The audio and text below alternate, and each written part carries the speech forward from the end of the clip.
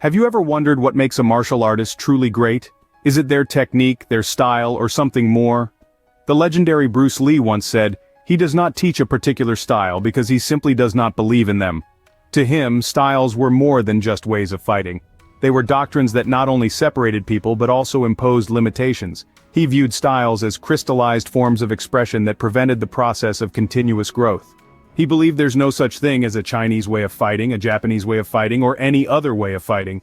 The only thing that mattered was the human being behind the technique. How could they express themselves totally and completely? This is the crux of Lee's philosophy. It's not about the style, it's about the person. It's about self-expression and growth beyond the constraints of style.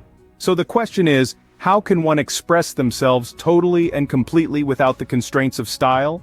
How often have we tried to emulate successful personalities rather than being our true selves? This is a question that martial arts legend Bruce Lee pondered. He noticed a prevalent culture of imitation, especially in places like Hong Kong, where people often copied mannerisms without understanding the essence of the person they were imitating. According to Lee, true growth and self-expression begin at the root of one's being. It's about understanding who you are and what you bring to the table. It's about authenticity. Our uniqueness is our strength, and trying to mimic someone else's style or success is a futile pursuit that leads us away from our true selves. Lee believed that to express oneself honestly and fully, one must break free from the constraints of styles and imitation. He encouraged us to be like water, formless, adaptable, and authentic.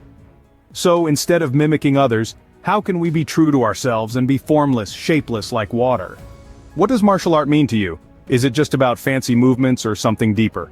For the legendary Bruce Lee, martial arts was an honest expression of oneself. It was more than just executing intricate moves or putting up a grand performance. It was about authenticity and truthfulness to one's own self. Lee believed that expressing oneself honestly was the real challenge in martial arts.